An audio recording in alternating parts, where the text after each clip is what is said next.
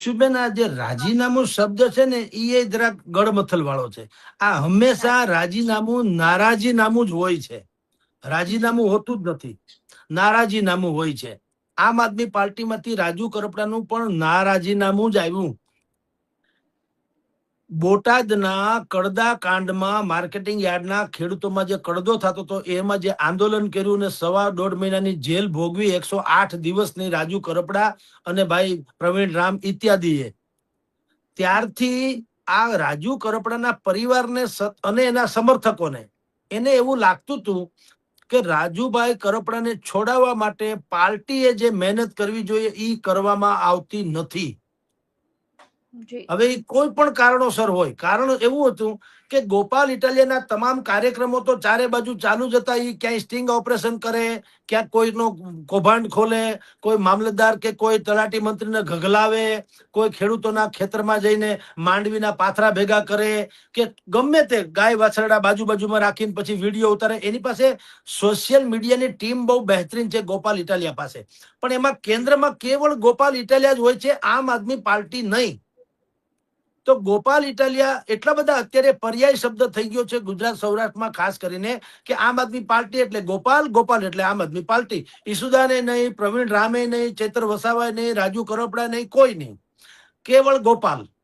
અને ગોપાલ ઇટાલિયા વિશે એના મિત્રો, એના સમર્થકો અને આપણા પર સોર્સ જેને કહી શકાય, એનું એમ કહેવાનું છે કે ગોપાલ ઇટાલિયા પાર્ટીનું ફીડબેક જે લે છે એ પણ કેવળ ને કેવળ પાટીદાર સમાજના નેતાઓ હોય એની પાસેથી મેળવે છે.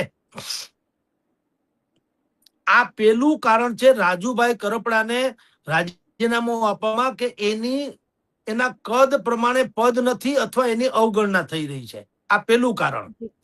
બીજું કારણ એવું છે કે રાજુભાઈ કરપડાને કોઈ પણ કાર્યક્રમ કરવા હોય તો એનું પ્રોજેક્શન, એમાં એ લોકો ડાયરેક્શન કોણ આપે છે? ગોપાલ કે ઈસુદાન, એટલે કે પક્ષ એમ કે છે કે કેવડું સ્ટેજ બનાવવું, કેવો ડોમ બાંધવો, કેટલી ખુરશી મગાવવી, કેવું બેનર રાખવું, કેવું પોસ્ટર રાખવું, પોસ્ટરમાં કેવા ફોટા મૂકવા, કેવા સૂત્રો મગાવવા, કોણ પેલા બોલશે, કોણ પછી બોલશે, દીપ પ્રાગટ્ય કોના હાથે, તમારે કેટલું બોલવું, બધી જ આખી ગાઈડલાઈન જે છે ને એ પક્ષ નક્કી કરે એવું આ કહેવામાં આવે છે.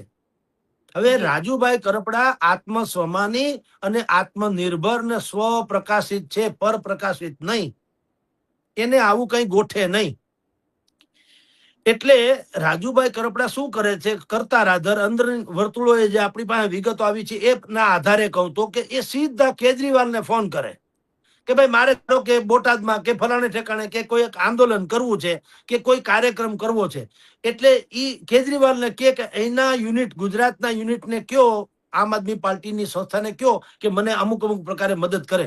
હવે કેજરીવાલ કરે એટલે કેજરીવાલ વિનંતી તો ન કરી, તો હાઈકમાન્ડ છે એટલે ઈ કરે એટલે ઓર્ડર જેવું થયું. ઓર્ડર થયું એટલે બધાએ ફોલો કરવો જ પડે. ઈ ફોલો કરવો પડે. આ ઈગો ક્લેશ છે, આ લોકોને ગમ્યું નહીં. જે અહીંના આમ આદમી પાર્ટીના શીર્ષ નેતૃત્વ છે એને એમ લાગે કે અમારે આ બધું ઉપરથી આદેશ આવે ને અમારે તમારી અહીંયા જોતરાવું જ પડે, એના કરતા તમે અમને પૂછ્યા વગર કઈ કરો માં. આ હુસાતુસીનું પ્રકરણ ઘણા સમયથી ચાલતું હતું. આ બીજું કારણ છે રાજુભાઈ કરપડાનું આ રાજીનામાનું. ત્રીજું કારણ છે રાજુભાઈને જેલમાંથી છોડાવવા બાબતે આમ આદમી પાર્ટીના એક નેતા, યુવા ઝુંઝારૂ નેતા છે, એને રાજુભાઈ કરપડાના ફાધરે રૂબરૂમાં કીધું કે ભાઈ તમે બાકી બધા તમારા કાર્યક્રમો ચાલુ કરો, રાખો જ છો, એમાં વાંધો નથી પાર્ટીને લગતા, પણ મારા છોકરા અને પ્રવીણભાઈ થી માંડીને બધા જે જેલમાં છે એને છોડાવવા માટે કોઈ સારામાં સારો ધુરંધર વકીલ રાખો અને ઝપટ કરો થી છૂટી જાય. એમાં એમ કહેવાય છે, આનું પાછું આપણી પાસે પુરાવો નથી, પણ એના સૂત્રોએ એમ કીધું કે સામે વાળાએ એમ કીધું એ યુવાને કે ભાઈ થાતું હશે એમ થાશે, તમે શાંતિ રાખો, અમારે બીજા કામ હોય ને.